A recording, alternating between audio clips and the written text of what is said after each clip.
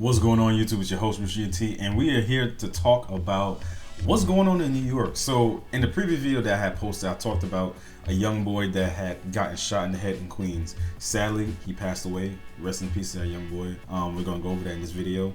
And also we're going to address what other disturbing things are going on in New York, one of which being the amount of gangs, because apparently gang membership is on the rise. So let's jump right in. There's some new developments tonight in the search for the person who shot and killed a 13-year-old boy in Queens. The NYPD released new photos of the man they're looking for. One of the photos shows the suspect holding a gun and a backpack with the Jaws logo. Sanjay Samuel was shot in the head near a Dunkin' Donuts in Cambria Heights Monday morning. He died yesterday. Still unclear whether he was the intended target. Let's turn now to the mayor's race, where the fatal shooting of a 13-year-old walking to school in Queens is now touching off a debate about public safety. Political reporter Marcia Kramer joins us with the story. Marcia. Well, Justin, Christine, it started off pretty innocently enough when I asked the mayor about the demand by students' family for cops to find the killer. The mayor said the shooting was gang-related and lashed out at those in the race who want to make it more difficult for cops to curb gang violence by eliminating the gang database. And so I think that all candidates should think loud and clear about how policies impact people on the ground. This mother is grieving. The family of 13-year-old Sanjay Samuel, shot in the head outside a Dunkin' Donuts in Cambria Heights as he walked to school, had no idea he would become a poster boy in the increasingly bitter debate over public safety in the mayoral campaign. The mayor says the shooting was gang-related, using it as a springboard to attack Zohran Mamdani, who has called for eliminating the gang database, which cops say helps him to crack down on gang violence. I was just about to say that. I hope these mayoral candidates aren't using this as a springboard to try to, push themselves to the front of the race. A young boy has died. And my question is, was it really gang related, or is it one of those things where they just categorize that because of certain circumstances? And that, for me, that's one of the things that's kind of annoying, because don't let this be a situation where you're going to use him to make it seem like, okay, you know what, we're really going to put forth the effort to figure out what's going on and stop the crime and the gangs in New York, when that and much worse has gone on within the recent few weeks, honestly. And it's kind of, if that's the case, that's disgusting. If not, and this is like legitimately gang related and they're just trying to tie it in, I guess, sure. But for me, the whole concept of it seems just kind of weird.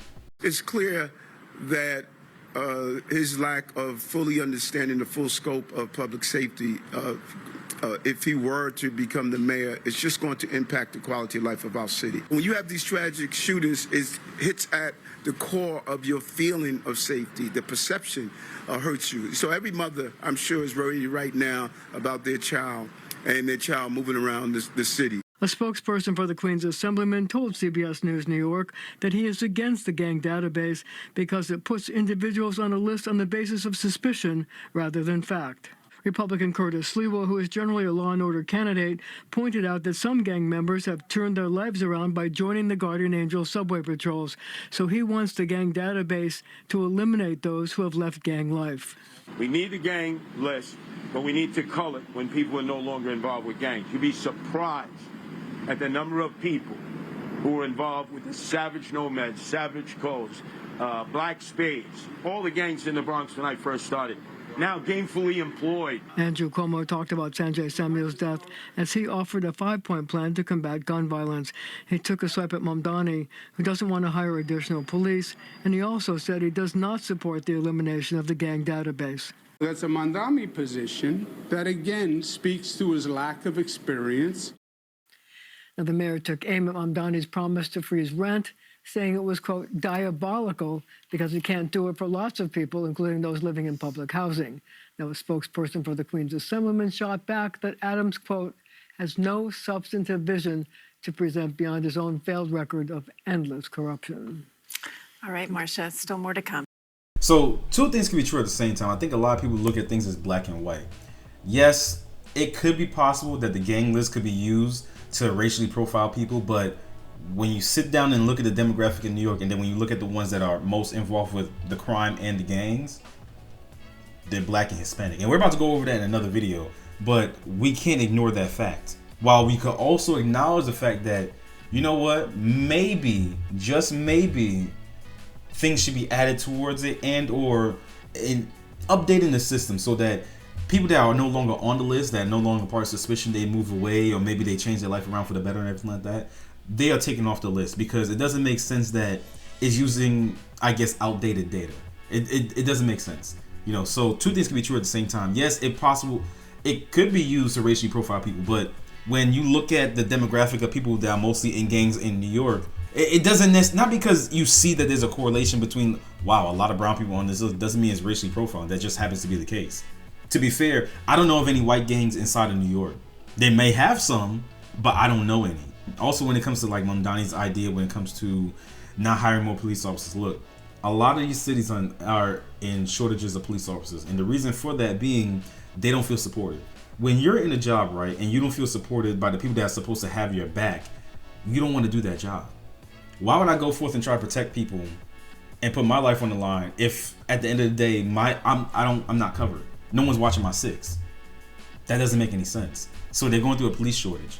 And then not only that, you have a lot of politicians, you know, AOC, that are advocating for defunding the police. And it's like, what are you then going to do in that case when the crime all throughout the city, all throughout New York, the Bronx, Brooklyn, all those places is so bad? What are you going to do? New York City is no stranger to gun violence and gangs in certain neighborhoods, but now police are finding them all over the city, and gang members are getting younger and younger. Meanwhile, Lisa Evers takes a closer look in a preview of this week's episode of Street Soldiers. Once upon a time, gangs in New York were mostly found in low-income, high-crime areas, city jails like Rikers Island and state prisons. But now gang membership in New York City is at an all-time high. That's according to multiple law enforcement officials. And the age of the gang members is barely in the double digits. This chart from Vanguard Crime Strategies, LLC, shows the overall structure of gang life in New York City.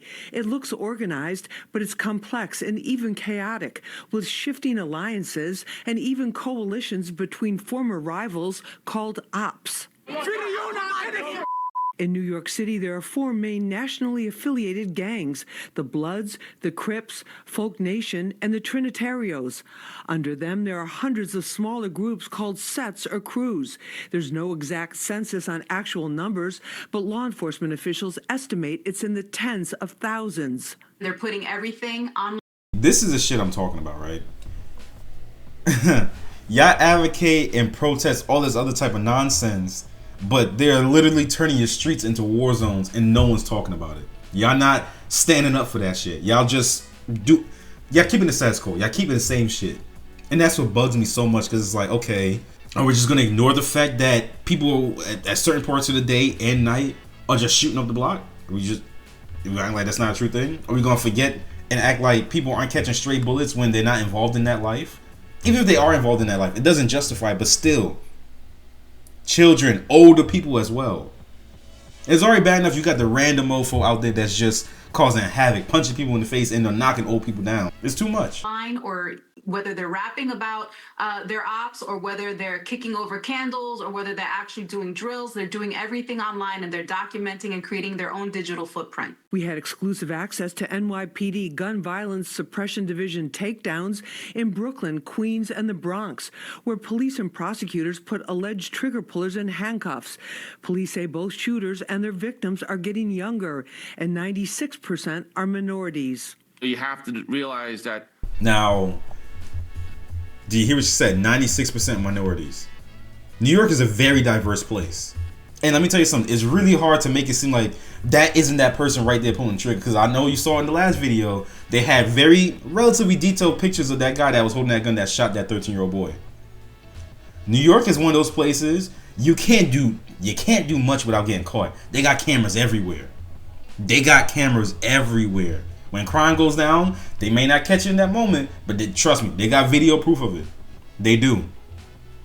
So, with that being said, yes, it may seem like it's racial profiling, but if they're catching them in that act and they're the ones being part of these gangs, and we just saw who they were pulling away some as well. Yes, some of those people were alleged. You know what I'm saying? Like, we got to be real. We got to be honest. About 65% of our shootings in New York City historically have a gang nexus. Gang members' digital boasting and posting of crimes and threats leaves a digital fingerprint and a fast track to a conviction, says prominent criminal defense attorney Arthur Aidala, who represents Chef G. The pictures of you with the guns that you put on your Instagram page, well, we got that. The picture of you doing some kind of rant about something, that's going to come in. Or if at the very least, it's going to be used against you. Hip-hop community activist Hassan Hocus 4/5 Harris, a former gang member, ignited the internet when he started the Drop My Flag Challenge to encourage young gang members to leave gangs before it's too late.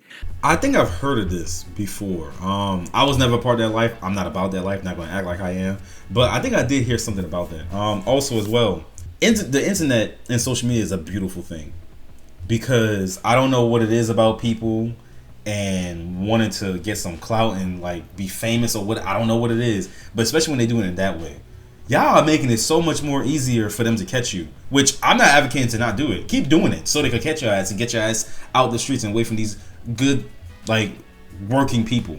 Please keep it up. The former member of the notorious Bronx blood set called Sex Money Murder was acquitted in 2012 of conspiracy charges that could have kept him behind bars for life. Some of them might even look up to me and who I was, not understanding that I come up in an era it wasn't no cameras.